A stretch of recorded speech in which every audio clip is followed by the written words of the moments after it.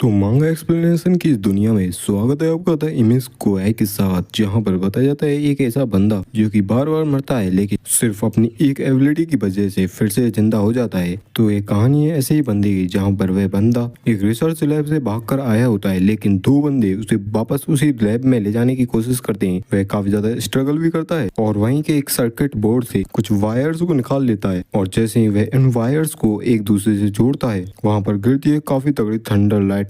लेकिन क्योंकि उसके पास है स्पेशल एबिलिटी जो कि आती हैं उसके शरीर में प्लांट उसके रेसुरेक्शन हर्ट के कारण, जिससे वह तो जिंदा बच जाता है चाहे उसके शरीर में कुछ ना बचा हो। लेकिन उसके साथ के जो दो बंदे होते हैं जो कि उसे वापस ले जाने आए होते हैं वे मारे जाते हैं। फिर वह बताता है इस दुनिया में कई तरह के हर्ट होते हैं और ये एक तरह का फिनोमेना होता है जो कि सिर्फ कुछ ही लोगों के साथ होता है, जिससे उनके पास आ जाता है एक हर्ट और जिस साथ उनका हर्ट होगा उसी हिसाब से उनके पास आ जाती है म्यूटेंट एबिलिटीज और लोग उन्हें कहते हैं हर्ट म्यूटेंट्स। लोग उनकी एबिलिटीज को एडमायर करते हैं और वे लोग इसे कहते हैं गॉड की ब्लेसिंग्स। क्या गॉड की ब्लेसिंग्स? मुझे हंसाओ मत, मेरी पूरी लाइफ खराब हो गई बस सिर्फ इस हार्ट के कारण। अभी के लिए तो मुझे कुछ खाने के लिए ढूंढना होगा क्योंकि मैं काफी ज्यादा भूखा हूँ। और रुको, ये ब्रेड इतना भी खराब नहीं लग रहा, इसे ही खा लेता हूँ, इसमें अभी ज्यादा गंध भी नहीं आ रही है। हे कुत्ते, तुम क्या देख रहे हो? क्या तुम्हें भी भूख लग रही है? तो ले, थोड़ा सा ले लो। अरे पूरा नहीं खाना था। रुको, ये आवाजें कैसी? आखिर तुम कहाँ जाने की कोशिश कर रहे हो? इस रास्ते पर आओ। नहीं, ऐसा नहीं हो सकता। क्या इंस्टीट्यूट के कुछ बंदों ने यहाँ पर और बंदे भेजे हैं मुझे पकड़ने के लिए? और वहां पर हम देखते हैं कुछ बंदों को जो कि एक लड़के को छेड़ रहे होते हैं। वह लड़की भी उनसे काफी ज्यादा डर रही होती है। अरे रुको, ये तो यहीं की गुंडे मवाली हैं। वह लड़की उनसे काफी ज्यादा डर रही होती है और कहती है हाँ रुको, मैं एक हाई स्कूलर हूँ, मुझसे मेरे साथ ऐसा मत करो। अच्छा, तो तुम एक हाई स्कूलर हो तो तुम्हें पता होगा कि चीजें आगे कैसे जाएंगी। तुम काफी ज्यादा रूड एक्ट कर रही हो, तुम्हें इसे सबक सिखाना पड़ेगा। लेकिन हमारे एमसी की नजर होती है उस लड़की के हाथों में डॉग फूड पर और वह सोचता है क्या ये यहाँ पर कुत्तों को खिलाने आए हैं। तभी हमारा एमसी उनके सामने आ जाता है और कहता है क्या तुम ये नहीं सोचते कि तुम्हें यहाँ पर रुक जाना चाहिए? आखिर इतना उधम मचाना भी ठीक नहीं है। आखिर इस बंदे के साथ क्या गलत है? लगता है यह यहाँ का कोई बेकार भिखारी है। तुम क्या कह रहे हो? मैं कोई बेकर नहीं हूँ। और वे बंदे जैसे ही उसके मुंह पर से उसका मास्क हटाते हैं वह बंदा तो डर के मारे पीछे हट जाता है। हमारा एमसी भी अपनी हड्डी को निकाल कर तैयार हो जाए फाइट करने के लिए और कहता है अच्छे बच्चे बनो और यहाँ से तुरंत निकल जाओ। वे बंदे वहाँ से डर कर भागने लगते हैं और चिल्ला भी रहे होते हैं अरे नहीं, यहाँ पर तो भूत है, भूत भूत। वह लड़की भी काफी ज्यादा डर जाती है उसे ऐसे रूप को देखकर कहती है थैंक यू। लेकिन हमारा एमसी जैसे ही उसे कुछ कहने की कोशिश करता है वह लड़की उसे एक मॉन्स्टर के रूप में देखती है और काफी ज्यादा डर जाती है और कहती है मत आओ, यहाँ पर मत आओ, मत आओ, मत आओ। लेकिन जब वह पीछे देखती है तो हमारा एमसी खा रहा होता है डॉग फूड को और कहती क्या यह तो डॉग फूड है? एमसी भी कहता है मुझे माफ करना, शायद से मैंने तुम्हें डरा दिया होगा। क्या यह ठीक रहेगा अगर मैं थोड़ा बहुत डॉग फूड को खा लूं? और वह लड़की हमारे एमसी को ऐसे बोलता देख काफी ज्यादा घबरा जाती है और चिल्लाते हुए भागती है अरे नहीं, ये तो बोल भी सकता है। हमारा एमसी एकदम शांत और सोचता है जैसा कि सोचा ही था यह भी भाग गई, चलो ठीक है, एटलीस्ट मुझे डॉग फूड तो खाने को मिला रही। वह लड़की भी उसे वहीं से छिप कर देख रही होती है और कहती है वाट, क्या ये कोई जिंदा पर्सन है? पहली बात तो ये है कि क्या कोई ऐसा पर्सन ऐसी स्टेट में जिंदा भी रह सकता है? अब मुझसे ये मत कहना कि यह भी एक हर्ट म्यूटेंट है। मैंने सुना है कि हर्ट म्यूटेंट के पास काफी अलग तरह की एबिलिटीज होती हैं। आखिरकार यही तो वह है जिसने मुझे बचाया है। अरे नहीं, मैंने तो उसे कुछ ज्यादा ही रूड हो गई। फिर वह वापस से हमारे एमसी के पास जाती है और काफी ज्यादा डरते हुए उसे एक बर्गर देने लगती है और कहती है अगर तुम इतने ज्यादा ही भूखे हो तो तुम्हें ये खाना चाहिए, ये काफी ज्यादा अच्छा रहेगा तुम्हारे लिए। यह एक सैंडविच है जिसे मैंने सबवे से लिया है। एमसी भी चौंक जाता है और कहता है क्या यह मेरे लिए है और क्या तुम मुझे इसे दे रही हो? वह लड़की भी कहती है हाँ, मुझे माफ करना, मैंने तुम्हें देखकर इतनी ज्यादा घबरा गई थी कि मैं यहाँ से भाग ही गई। एमसी कहता है नहीं, चिंता करने की कोई बात नहीं है, यह इतना भी ज्यादा वियर्ड नहीं है। वैसे तुम्हारा शुक्रिया। उस पैकेज को देखकर हमारा एमसी सोच रहा होता है काफी लंबा टाइम हो गया जब से किसी ने मुझे ऐसा कोई पैकेज दिया हो। और इसने क्या कहा था सबवे? मैंने इस चिल्ली को तो वहीं कूड़े कचरे में भी देखा था। वाह क्या ही स्वाद है, ऐसा लग रहा है कि मैं हेवन में आ चुका हूँ।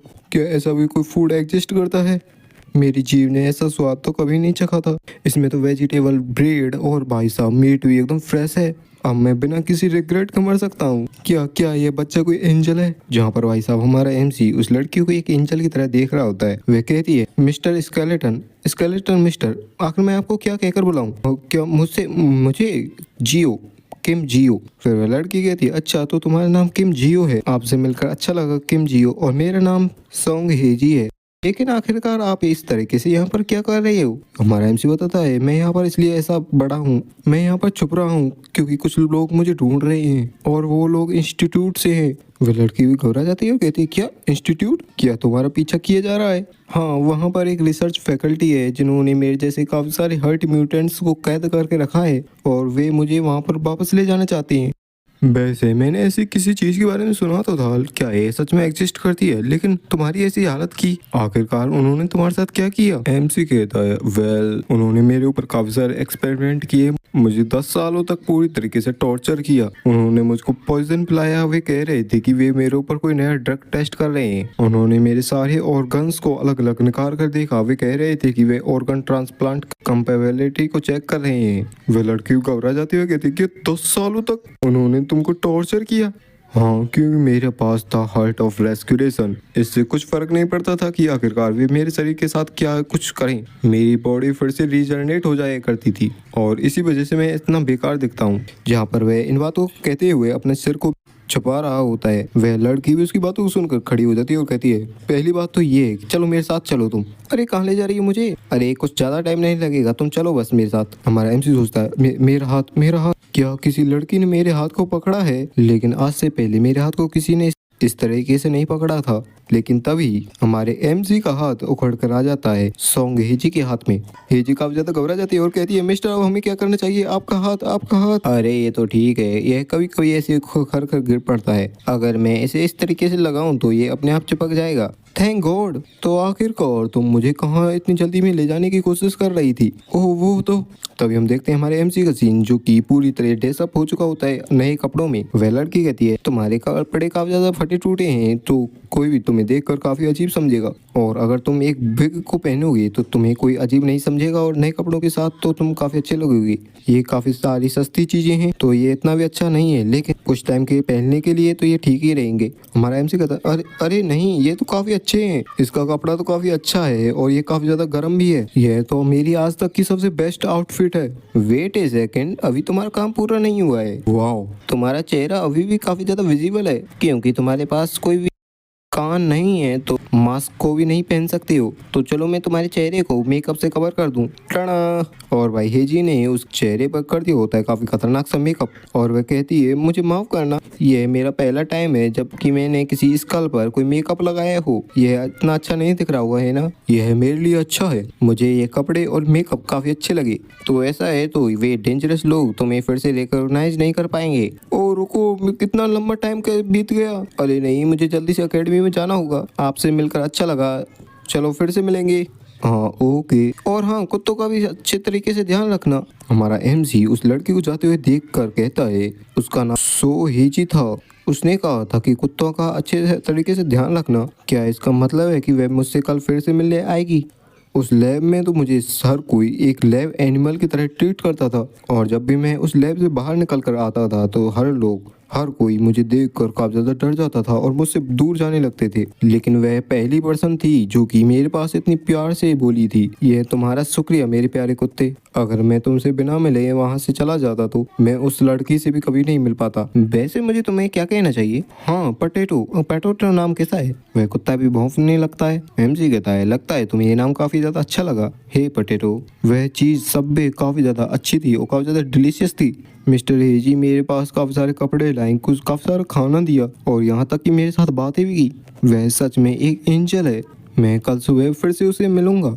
अगर मैं यहीं पर बैठा रहा तो शायद से मैं फिर से उसे मिल पाऊंगा। लेकिन तभी वह शांत हो जाता है। लेकिन जब वह अपने चेहरे को पानी में देखता है तो वह रियलाइज करता है और कहता है, व्हाट, आखिर मैं कैसी इडियट बातों को कर रहा हूँ। मैं एक ऐसा बंदा हूँ जो कि भाग कर आया हूँ। क्या मैं मिस्टर हेजी को भी इस खतरे में ढकेलना चाहता हूँ जिसने मेरी इतनी मदद की? नहीं, मुझे इस जगह को छोड़ के जाना होगा। मुझे एक ऐसी जगह पर जाना होगा जहाँ पर कोई भी ना आ सके। तभी सीन शिफ्ट होता है। हमें देखा जाता है सिटी के मेन हॉल का सीन, जहाँ पर हमारा एमसी बेहोश पड़ा होता है। लेकिन तभी वह जग जाता है और अपने ऊपर से उस चूहे को हटाता है और कहता है, व्हाट, क्या? मैं चलते चलते ही सो गया था बेहोश हो गया था, लेकिन मुझे ऐसे ही कहीं पर भी सोना नहीं चाहिए। अरे नहीं, मुझे तो भूख भी लग रही है। मुझे पता था ऐसा कुछ होने वाला है, तो इसके लिए मैं थोड़ा बहुत डॉग फूड ले आया था। मुझे इसे उस सब्वे को ध्यान में रखते हुए खाना चाहिए। अगर मैं इस सब्वे को ध्यान में रखते हुए इस डॉग फूड को खाऊंगा तो शायद ऐसा ही टेस्ट मिलेगा। फिर वह उस डॉग फूड को सब्वे में जैसा कलर था वो उसी क्रम में जमाने लगता है, और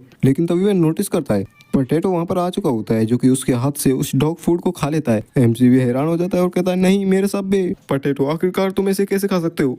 रुको पोटैटो, आखिरकार तुम यहाँ पर कैसे आए? नो वे, ऐसा नहीं हो सकता। अगर यह यहाँ पर है तो कोई कहता है, मिस्टर मुझे आपके स्कल फेस को देखकर काफी ज्यादा खुशी हुई। बिना कुछ कहे आखिरकार आप ऐसे कैसे आ सकते हो? और ये होती है हमारी हेजी, जो कि काफी ज्यादा दौड़ कर आई होती है और काफी ज्यादा हंस भी रही होती है और कहती है, मैं तो तुमको ढूंढ भी नहीं पाई थी, और उसके साथ आए होते हैं उसकी पूरी आर्मी, डॉग आर्मी।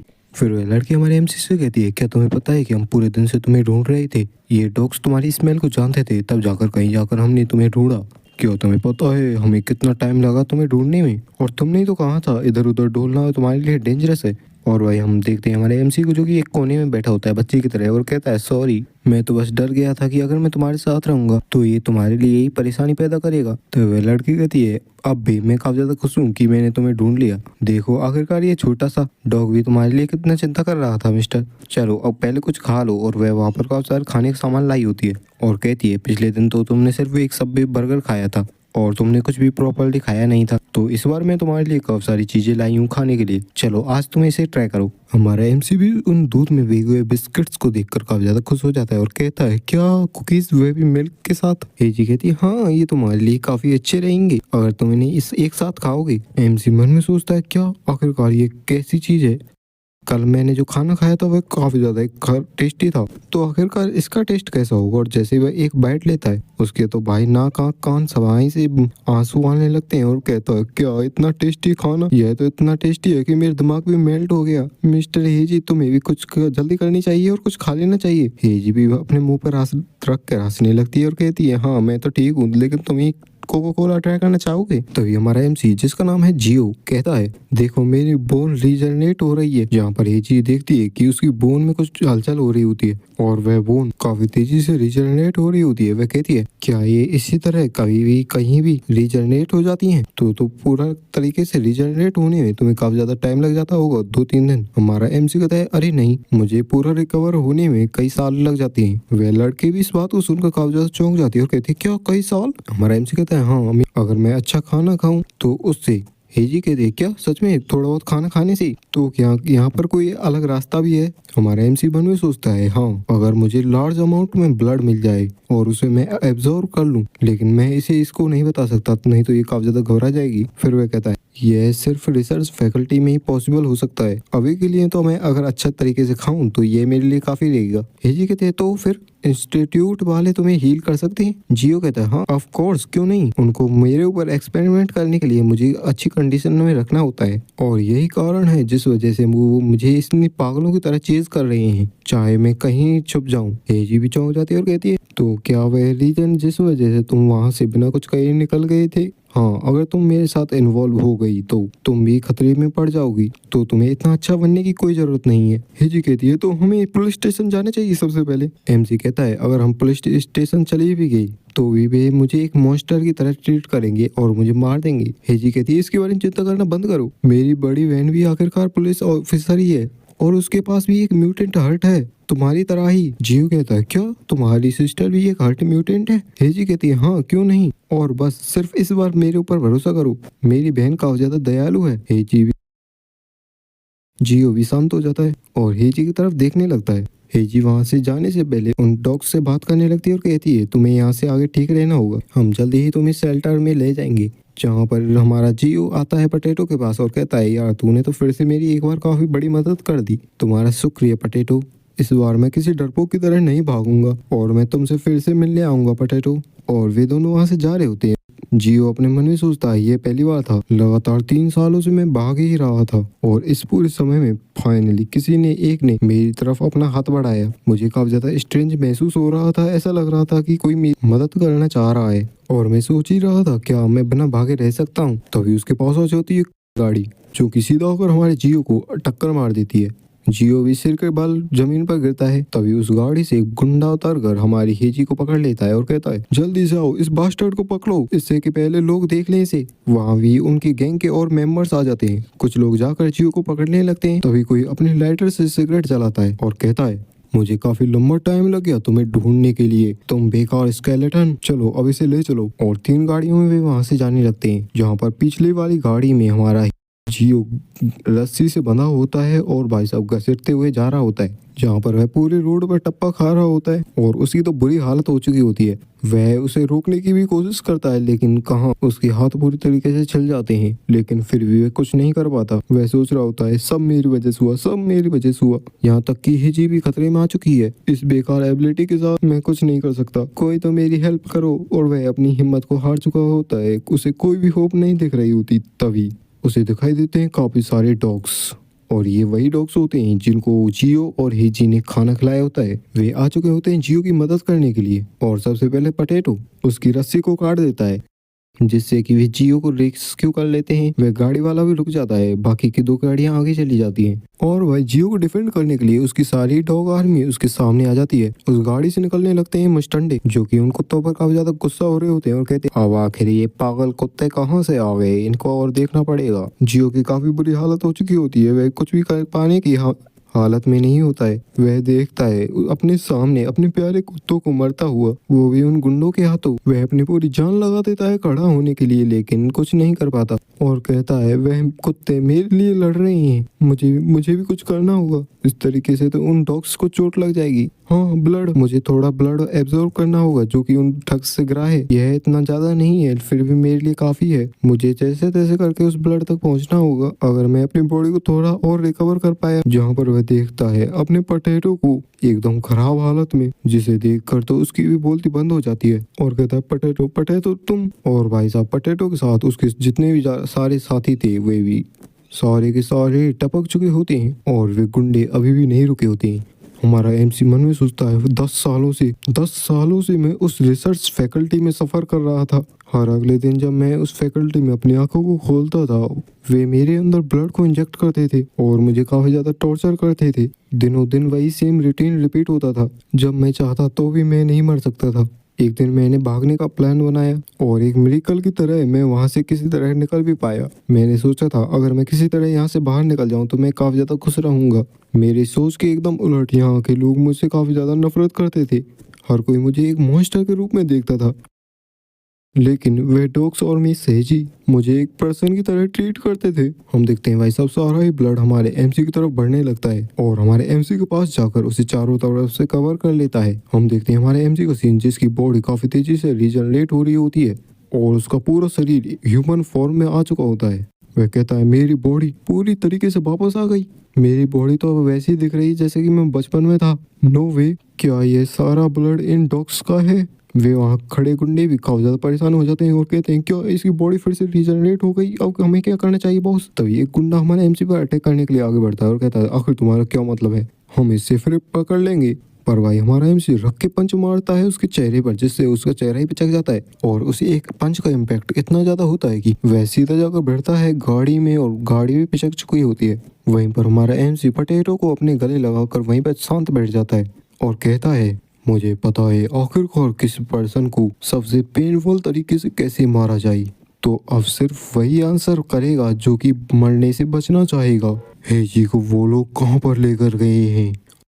तो भाई अगले ही सीन में हम देखते हैं एक वेयर हाउस को, जहाँ पर उन सारे गुंडे मवालियों की गाड़ियाँ रुकी होती हैं और उन्होंने हमारी हेजी के चेहरे पर एक मास्क लगा रखा होता है ताकि वह कुछ देख ना सके। वह हेजी अपने चेहरे से उस मास्क को हटाती है और कहती है, आखिर तुम सब कौन हो? लेकिन जब वह अपनी आंखों को खोल के देखती है, वहाँ पर वही सारे गैंगस्टर वाले बंदे खड़े होते हैं और जब वह अपना चेहरा घुमाकर पीछे की ओर देखती है तो उसके तो पसीने छूट जाते हैं इस सीन को देखकर, जिस सीन को अगर मैंने अपनी वीडियो में डाल दिया तो भाई साहब मेरी वीडियो का टेक डाउन होना तो निश्चित है, क्योंकि ये सीन काफी ज्यादा ब्रूटल होता है। तभी एक गैंगस्टर हमारी हेजी के बालों को पकड़ते हुए उसे गालियां देने लगता है और उससे पूछता है, आखिरकार तुम्हारे पास कितनी जिंदगी है जो कि तुम इतने उधम मचा रही हो? अगर तुमने इतना ज्यादा उधम मचाया तो भाई साहब तुम्हारी ये जिंदगी तो मैं ही ले लूंगा। अगर तुम अपनी हालत के जिम्मेदार किसी को ठहराना चाहती हो तो तुम्हें इसे ठहराना चाहिए, क्योंकि यही बंदा है जिसकी वजह से तुम इस हालत में पहुंची हो। अगर तुमने इसकी मदद ना की होती तो तुम यहाँ पर नहीं होती। तो अगर तुम मरना नहीं चाहती तो चुपचाप बैठी रहो यहाँ पर आसपास कोई बंदा मर भी जाए तो किसी को कोई फर्क नहीं पड़ेगा। तभी उस गैंगस्टर का मोबाइल रिंग करने लगता है। वह गैंगस्टर वाला बंदा भी उस कॉल को उठाते हुए कहता है, आखिरकार तुम वहाँ पर क्या कर रहे हो? तुम्हें यहाँ आने के लिए कहा था ना, वहाँ पर जाकर तुम मुझे फोन कर रहे हो सिर्फ। तभी वही फोन कॉल की दूसरी तरफ वाला बंदा बताता है कि आखिरकार कैसे कुछ कुत्ते आ गए थे वहां पर और उन्होंने उस स्केलेटन की रस्सी को काट दिया था, जिससे वह आजाद हो गया और पूरी तरीके से रीजनरेट हो गया। इन बातों को सुनकर उनके बॉस को भी भरोसा नहीं होता। वह कहता है, आखिरकार तुम क्या कह रहे हो? तुम इडियट, क्या तुम्हें समझ में भी आ रहा है आखिरकार तुम क्या कह रहे हो? क्या वहां पर कुछ कुत्ते आ गए थे? कुत्तों का नाम सुनकर हाजी को भी अपने डॉग्स की याद आने लगती है और वह कहता है, क्या वे इन डॉग्स के बारे में बात कर रहे हैं? क्या सच में वे डॉग्स जियो की मदद करने के लिए आए? फिर वे आगे उसे अपने बॉस को बताते हैं कि हमने उसे खो दिया। तो वो बंदा कहता है, क्या तुमने उसे खो दिया? तुम यूजलेस इडियट ट्रैश, क्या तुम्हें पता भी था आखिरकार उसके बदले में हमें कितने रुपए मिलने वाले थे? तुमने तो मेरे सारे रुपए डुबा दिए। और वह गुस्से में आते हुए अपने फोन को जमीन पर दे मारता है और कहता है, किन पागलों के पाले पड़ गया भाई मैं तो। इनको एक काम दिया था वो भी इनसे सही से नहीं हुआ। वह काफी ज्यादा गुस्से में आ जाता है, हमारी हेजी को पकड़ता है और कहता है कि हाँ तुम्हें पता है आखिरकार वह स्केलेटन कहाँ गया है? तुम उसके बारे में जो भी जानते हो सब कुछ मुझे बता दो। आप जल्दी से कुछ बोलो भी। और क्या तुम्हें पता भी है आखिरकार वह उसकी कीमत कितनी थी? लेकिन हमारी हेजी को तो वह एक दिन पहले ही मिला था तो उसे उसके बारे में कुछ ज्यादा नहीं पता था। वह भी मना कर देती है कि मुझे कुछ नहीं पता। लेकिन वह गैंगस्टर्स का बॉस कहाँ मानने वाला था। वह कहता है, तुमने कुछ भी नहीं बताया तो तुम्हारी हालत की जिम्मेदार तुम खुद होगी। चलो देखिए आखिरकार तुम अपने मुंह को कितने देर तक बंद करके रख सकती हो। हेजी भी नाइफ को अपनी तरफ पॉइंट हुआ देख कर काफी ज्यादा घबराने लगती है। मन ही मन कह रही होती है, उस स्केलेटन ने मुझसे कहा था वे लोग मेरा पीछा कर रहे हैं, मैंने वहां जाकर सब कुछ खराब कर दिया। अरे नहीं, ये सारी मेरी गलती है। अब आखिरकार मुझे क्या करना चाहिए? तभी एक बंदा उनके बगल से उड़ता हुआ जाता है, जिससे कि सारे गैंगस्टर एक्टिव मोड में आ जाते हैं और ये होता है हमारे जियो। लेकिन क्योंकि उन गैंगस्टर्स ने हमारे जियो का ह्यूमन फॉर्म नहीं देखा होता तो वे भी हमारे स्केलेटन को पहचान नहीं पा रहे होते हैं और कहते हैं, हे लड़के, आखिर तुम्हारे साथ क्या गलत है? तभी एक गैंग मेंबर हमारे जियो के पास बढ़ते हुए कहता है, तुम्हें देखकर तो ऐसा लग रहा है जैसे कि तुम्हारे पास कोई घर नहीं हो और इधर उधर भटकने वाले लड़के लग रहे हो। लेकिन वह अपनी बात को पूरा ही कर पाता उससे पहले भाई साहब वह बंदा उसके गले को पकड़ लेता है और काफी खतरनाक तरीके से उसे दबाने लगता है। उसकी तो हालत खराब हो जाती है। वह कहता है, आखिरकार ये लड़का इतना स्ट्रॉन्ग कैसे हो सकता है? तभी हमारा एमसी कहता है, ये सब तुम्हारी वजह से है, तुम्हारी वजह से वे सारे डॉग्स मारे गए। उस मेंबर के और भी साथी उसके पास बढ़ने लगते हैं और चिल्ला रहे होते हैं, उसे छोड़ दो, उसके साथ ऐसा मत करो। और एक तो आते एक साथी उसे सीधा पंच मार देता है हमारे जियो को, जिसकी वजह से जियो एक पल के लिए शांत होता है। लेकिन बाद में रख के पंच मारता है उस बंदे के चेहरे पर, जिस काफी तगड़ा इम्पैक्ट लगता है उसे। तभी एक गैंगस्टर अचानक से पीछे से आ जाता है और उसे पीछे से पकड़ लेता है। तो दूसरा बंदा आकर उसे के सर को पकड़ के अपने घुटने से काफी जोर से मारता है उसके सर में, जिससे तो भाई हमारे एमसी के मुंह से भी पानी की पिचकारी निकल जाती है। लेकिन तभी हमारा एमसी मारता है एक काफी खतरनाक सा हेडवर्ड उस दूसरे बंदे के और पहला वाला बंदा तो हवा में ही उड़ जाता है। सारे गैंगस्टर एकदम हैरान हो जाते हैं इस सीन को देखकर और हमारा एमसी काफी कोल्ड अंदाज में कहता है, तुम लोग उस रिसर्च इंस्टीट्यूट से हो क्या? तुम नहीं हो? हमारी हेजी भी उसे पहचान लेती है और कहती है, नहीं ऐसा नहीं हो सकता, क्या ये वही स्केलेटन मिस्टर है? तब वह गैंगस्टर लीडर हमारी हेजी को पकड़ लेता है और कहता है, क्या तुम मुझसे मजाक कर रहे हो? तो आखिरकार यही वह बंदा है स्केलेटन वाला। हाँ, इंस्टीट्यूट वालों ने मुझसे कहा था अगर वह एक बार पूरी तरीके से रीजनरेट हो गया तो तुम्हें पहचान में नहीं पड़ेगा। और ये सही भी था क्योंकि मैंने तो इसे पहचाना भी नहीं था। और तुम्हारा शुक्रिया। और भाई साहब निकालता है गन और काफी खतरनाक सी गोली मारता है हमारे एमसी के कंधे पर और हमारे एमसी को शुक्रिया करता हुआ कहता है कि तुम्हारा शुक्रिया जो तुम यहाँ पर अपने आप से चल कर आ गई, नहीं हमें ढूंढना पड़ता तुम्हें। कहता है, चलो सभी जल्दी से अपनी सारी गन्स को निकाल लो, इसे भून के रख दो। अपने बॉस के एक ऑर्डर मिलते ही सारे बंदे अपनी गन्स को निकाल लेते हैं और उसे धड़ाधड़ चलाने लगते हैं। हमारे एमसी को तो हिलने का भी मौका नहीं दिया जा रहा होता। पीछे से उनका बॉस तो अपने ही लालच में चिल्ला रहा होता है, जल्दी से इसे पकड़ो, इससे तो हमें काफी सारा मनी मिलने वाला है, कोई होल्ड बैक नहीं करेगा, शूट करते रहो, इसे इतना खत्म कर दो कि ये फिर से रीजनरेट ना हो पाए। जहाँ पर हम देखते हैं कि गोलियों बौछार हो चुकी होती है हमारे एमसी पर और भाई गैंग मेंबर्स रुकने का नाम नहीं ले रहे होते। जहाँ पर हमारा एमसी सोचता है ये काफी ज्यादा दर्दनाक है, ये गोलियां मेरे शरीर के अंदर तक जा रही हैं और हड्डियों को भी तोड़ रही हैं, मेरे फेफड़े कट चुके हैं, अब तो मैं सही तरीके से सांस भी नहीं ले पा रहा हूँ। हेजी भी हमारे एमसी की ऐसी हालत को देखकर काफी ज्यादा ही रोने लगती है और कहती है, रुक जाओ, बस इतना ही काफी है। और हमारे एमसी काफी बुरी हालत में वहीं पर गिर पड़ता है और हमारे एमसी की काफी बुरी हालत हो चुकी होती है। तभी उसे मिलता है पास में पड़ा हुआ ब्लड और उस ब्लड को काफी तेजी से एब्जॉर्ब करने लगता है, जिसे देखकर तो वे भी चौंक जाते हैं। तभी उसका हार्ट ऑफ रेजरेक्शन स्टार्ट हो जाता है। तभी एक बंदा चिल्लाता भी है, बॉस देखो इधर, यह फिर से खड़ा हो रहा है। और हमारा एमसी काफी कूल अंदाज में एब्जॉर्ब कर रहा होता है सारे ब्लड को। ऐसे सीन को देखकर तो भाई साहब गैंग लीडर की फटके 64 हो चुकी होती है और कह रहा होता है क्या ये कोई जॉम्बी है जो इस तरीके से खड़ा हो रहा है। और भाई हम देखते हैं सारा ही ब्लड समेट कर हमारे एमसी के पास जा रहा होता है। उनका बॉस भी चिल्लाकर कहता है, तुम आखिरकार मुझे क्या देख रहे हो, जल्दी से तैयार हो जाओ शूट करने के लिए। हमारा एमसी रिजनरेट होने की कोशिश कर रहा होता है लेकिन फिर भी उसे शूट किए जा रहे होते हैं। और हमारा एमसी मन में कहता है, मैं हर एक बुलेट को मेरे शरीर के अंदर जाते हुए महसूस कर सकता हूँ। ये बुलेट्स मेरे अंदर से गुजर ही नहीं रही बल्कि मेरे एक काफी खतरनाक घाव भी छोड़ रही हैं। चाहे मेरी बॉडी रिजनरेट ही क्यों ना होती रही, ये पेन तो मुझे फिर भी महसूस होते ही रहेगा।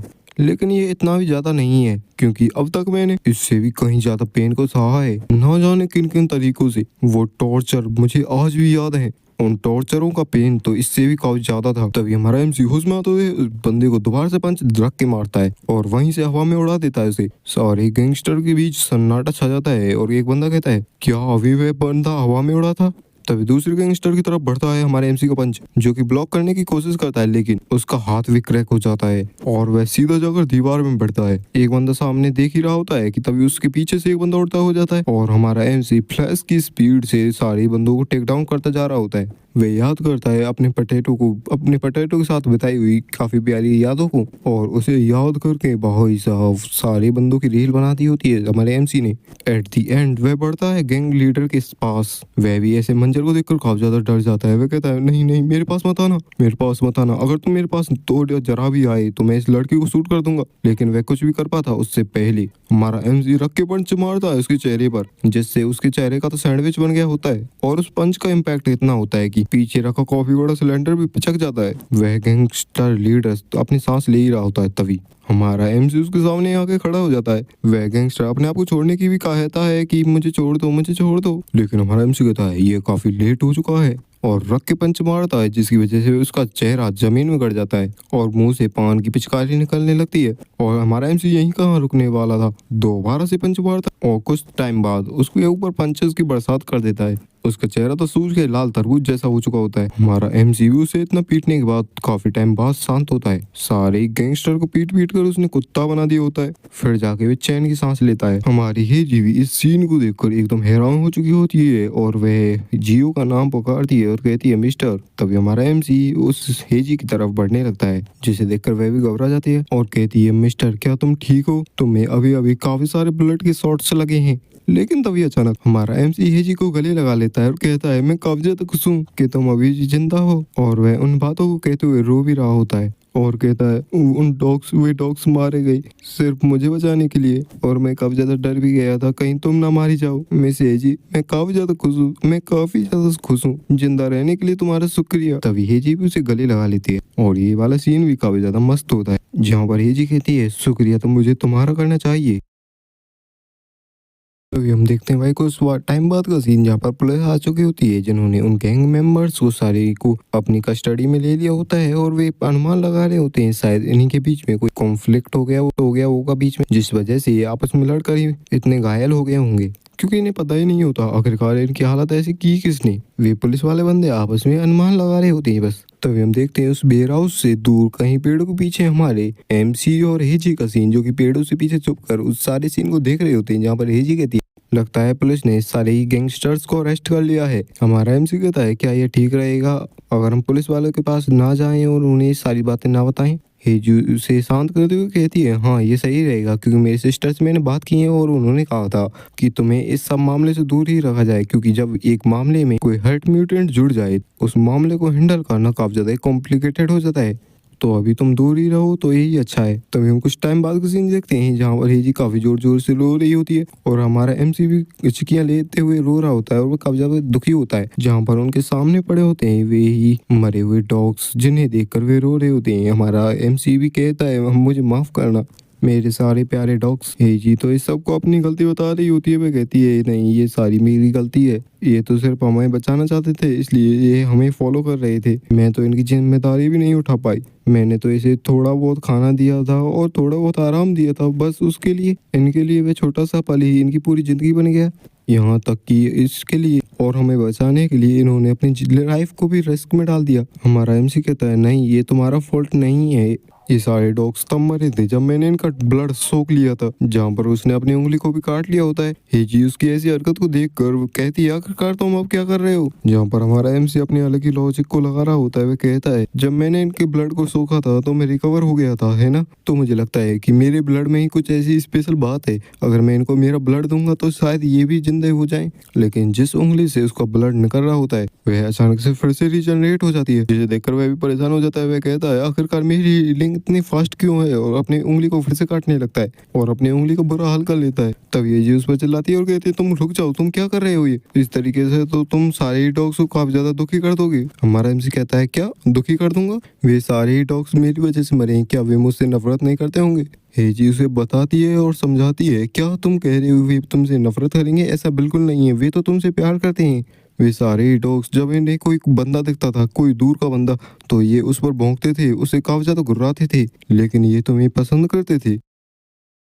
हमारा एमसी सोचता है आखिरकार ये लोगों पर भौंकते क्यों थे। हेजी कहती है हाँ ये सही है, मैंने उनके शरीर पे देखे थे काफी सारे स्कार्स जो कि उनको काफी सारे छोटे खाने की वजह से मिले थे। वे उधर उधर काफी ज्यादा सफर कर रहे थे, उनके पास ह्यूमंस के बारे में काफी सारी बैड मेमोरीज भी थी। तो अगर तुम खुद को ही नुकसान पहुंचाओगे और अपने आप को ही ब्लेम करोगे तो इनका दिल टूट जाएगा। फैक्ट तो यह है कि वे तुम्हारे पास बिना किसी हेजिटेशन के साथ आते थे, इसका मतलब है कि वे तुम पर भरोसा करते थे और तुम्हें काफी ज्यादा प्यार भी करते थे। हमारा एमसी कहता है तुम्हारा शुक्रिया इन सारी बातों को समझाने के लिए। तभी उन्हें कहीं से भौंकने की आवाज सुनाई देती है और जब वे पीछे मुड़ कर देखते हैं वहां पर होता है एक क्यूट सा पपी। हेजी कहती है क्या यह तो पटेटो का पपी लग रहा है, ये तो खो गया था ना, मैं तो काफी ज्यादा चिंता कर रही थी, पर चलो भगवान का शुक्रिया ये अभी भी जिंदा है। और वह पपी हेची के पास जाने के बजाय हमारे एमसी के पास जाने लगता है और उसके पास बैठकर अपनी पूंछ को हिलाने लगता है। हे कहती है लगता है ये तुमसे काफी ज्यादा प्यार करता है मिस्टर।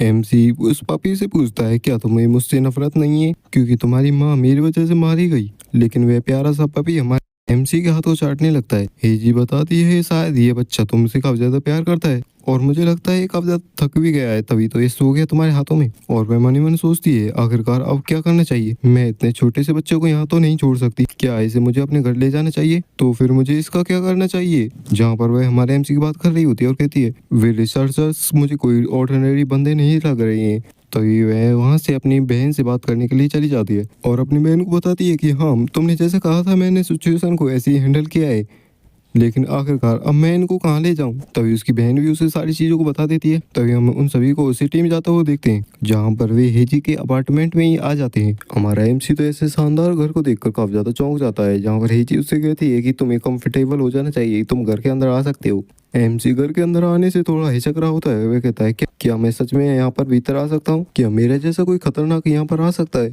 हेजी कहती है तुमने अपनी जान को मेरे लिए खतरे में डाला तो आखिरकार तुम डेंजरस कैसे हो सकते हो। ओह हाँ मेरी सिस्टर भी कह रही थी वह तुमसे मिलना चाहती है, लेकिन अभी उसके पास कोई केस है जिस पर वह वर्क कर रही है और ऐसा लगता है कि वे केस भी इंस्टीट्यूट से ही जुड़ा हुआ है, तो उसने कहा है कि शायद वह तुम्हारी मदद कर सकती है। एनीवे ये सब ठीक है, तुम अंदर आ सकते हो। लेकिन तभी वह शीशे में अपनी शक्ल को देखता है और अपने चेहरे को देखकर एकदम से काफी ज्यादा चौंक जाता है और कहता है आखिरकार ये सब क्या हुआ। और वह हेजी के पास जाकर काफी एक्साइटेड होते हुए कहता है मेरे पास मेरे गाल है, नाक है और चिक्स और होठ हैं, मेरा चेहरा फिर से नॉर्मल हो गया। मुझे तो रियलाइज भी नहीं हुआ आखिरकार ये कब ठीक हो गया, क्योंकि जब से मैं बच्चा था तब से मेरा चेहरा कभी भी पूरी तरीके से रिजनरेट नहीं हुआ था, तो मुझे पता ही नहीं था आखिरकार मेरा चेहरा कैसा दिखता है। इंस्टीट्यूट में मेरी रीजनरेशन पावर काफी ज्यादा स्लो थी और जब भी मैं रीजनरेट करने की कोशिश करता तो वे मेरे ऊपर कोई एक्सपेरिमेंट करने लगते, तो आखिरकार ऐसा दिखता हूँ मैं।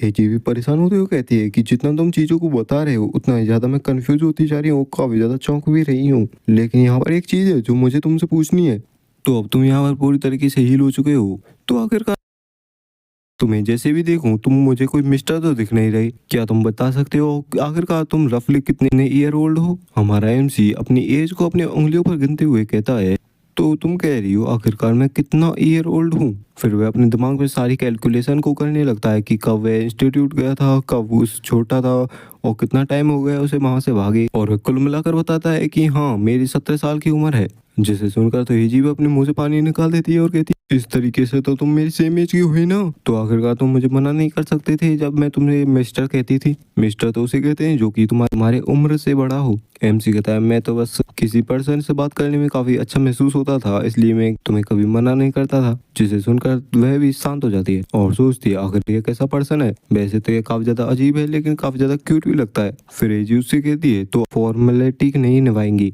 अब से प्रॉपर नाम के साथ अपने एक दूसरे को बुलाएंगे। ठीक है तो चलो जाकर पहले नहाया आओ, फिर कुछ खाना खाना खाएंगे।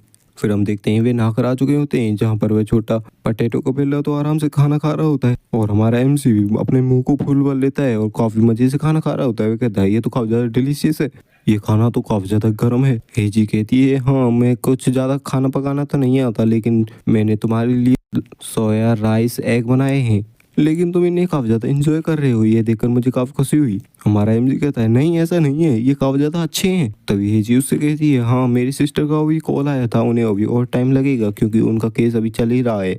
उन्होंने खाना फाना पूरी तरीके से सफा चट कर लिया होता है। अब बारी होती है सोने की, जहाँ पर हेजी उससे कहती है कि तुम आज इस सोफे पर सोओगे। एमसी पूछता है क्या यहाँ पर सोना है, तभी हेजी कहती है क्या यहाँ पर सोने में तुम्हें कोई दिक्कत है। हमारा एमसी कहता है नहीं ऐसी कोई बात नहीं है, यह तो मेरे लिए काफी ज्यादा सम्मान की बात है कि मैं एक सोफे पर सोऊंगा। हेजी कहती है तो अच्छा ठीक है, इस ब्लैंकेट को लो और आराम से सो जाओ, मुझे अभी अपना होमवर्क करना है तो तुम पहले सो सकते हो, मैं अपने कमरे में जा रही हूँ तो ठीक है गुड नाइट। वह वहां पर लाइट्स को ऑफ करके हमारे एमसी को वहीं छोड़कर चली जाती है अपने कमरे में। तभी हमारा एमसी वहीं पर देखता है काफी बड़ा टीवी और नोटिस करता है काफी सारे फ्लावर्स को और कहता है ये जगह तो एकदम इंस्टीट्यूट से अलग है और ये सोफा तो काफी ज्यादा कंफर्टेबल है और काफी ज्यादा सॉफ्ट भी है उस इंस्टीट्यूट वाले बेड से। तो तभी पपी खाना खा रहा होता है, तभी उसके गले में कुछ अटक जाता है और वह खांसने लगता है, जिससे हमारा एमसी काफी ज्यादा घबरा जाता है। पपी की हालत काफी अजीब सी लग रही होती है, जिससे वह और भी ज्यादा घबरा जाता है और वह दौड़ कर आता है पपी के पास। लेकिन हमारा पपी फिर से खाना खाने लगता है, जिसे देखकर तो वो हमारा एमसी भी चौंक जाता है। और इस सीन में यह पपी काफी ज्यादा क्यूट लग रहा होता है, जिसे देखकर तो हमारा एमसी भी कुछ नहीं कह पाता और उस पपी को लेकर सोफे पर सोने लगता है। वह पपी हमारे एमसी के साथ खेलने लगता है और एमसी कहता है ये काफी ज्यादा कोजी, काफी ज्यादा सॉफ्ट और काफी ज्यादा प्यारा है। और उस पपी से भी पूछता है क्या तुम्हें ये भी अच्छा लगा। वैसे मुझे तुम्हें क्या कहना चाहिए, तुम पटेटो के पिल्ले हो तो मुझे तुम्हें पटेटो फ्राई, हाँ फ्राइज नाम कैसा रहेगा। वह पपी भी अपनी पूंछ को काफी जोर से हिलाने लगता है, जिससे हमारा एमसी उसे नाम दे देता है फ्राइज। फ्राइज भी सो चुका होता है। हमारा एमसी उसे देखते हुए कहता है तो आखिरकार यह वह जगह है जिसे लोग कहते हैं असली सुख, एक काफी डिलीशियस खाना, एक गरम नहाना, वो भी अपने प्यारे पिल्ले के साथ, और मैं एक ऐसी सॉफ्ट जगह पर सो भी सकता हूँ अब। लेकिन यह एक ऐसी चीज है जिसे मैं कभी भी खो सकता हूँ। जहाँ पर वह अपनी पुरानी मेमोरीज को याद करने लगता है, जहाँ पर वह कैसे उस इंस्टीट्यूट से भागा होता है। वह हम देखते हैं काफी सारे म्यूटेंट हर्ट वाले बंदों को जो कि भाग रहे होते हैं, जहाँ पर उन्हीं में से एक होता है हमारा स्केलेटन एमसी। काफी सारे गार्ड्स भी उनके पीछे पड़े होते हैं जो कि कह रहे होते हैं ये तो हाई रैंक के म्यूटेंट्स हैं, इन्हें पकड़ना होगा, ये यहाँ से भागने नहीं चाहिए। और वहाँ पर होता है धमाका, जिसमें काफी बड़े बड़े पत्थर वहाँ पर गिर पड़ते हैं और वे सारे ही वहाँ दब जाते हैं। तभी एक गार्ड उनके सामने आ जाता है और अपनी फायर गन से अटैक करने लगते हैं। तभी एक म्यूटेंट अपनी आइस पावर का यूज करते हुए उन्हें रोक देती है और कहती है किम जियो जल्दी से इससे निकलो, और वह उसकी तरफ हाथ बढ़ाती है। वहाँ पर एक और बंदा आ जाता है जिसने उस पत्थर को हटा दिया होता है हमारे एमसी के ऊपर से। तब वह लड़की कहती है जल्दी करो हम एग्जिट पर पहुंच चुके हैं, और वे वहाँ से भागने लगते हैं। और हमारे एमसी बताता है तो हमने उस तरीके से ना जाने कैसे करके वहाँ से एस्केप कर गए, लेकिन उसके बाद हम सब अलग हो गए। तो अब वे कहाँ होंगे मुझे कुछ नहीं पता, शायद वे अब भी काफी सारी परेशानियों में पड़े होंगे। तो इसलिए मैं इस प्यारे टाइम को किसी को भी नहीं लेने दूंगा, यहाँ तक कि इस शांति भरे दिन को भी। और अगर किसी ने भी इस पर हाथ रखने की कोशिश की तब चाहे वे कोई भी हो, मैं उसे ऐसे ही नहीं जाने दूंगा। लेकिन हम भाई अगले दिन का सीन देखते हैं जहाँ पर वह चिल्ला रहा होता है काफी जोर जोर से, और ये होता है हमारा एमसी जो कि ढूंढ रहा होता है फ्राइज को और कहता है मेरा संकल्प तो पहले ही दिन ही टूट गया। फ्राइज आखिरकार कहाँ हो तुम, फ्राइज ऐसे मुझे छोड़कर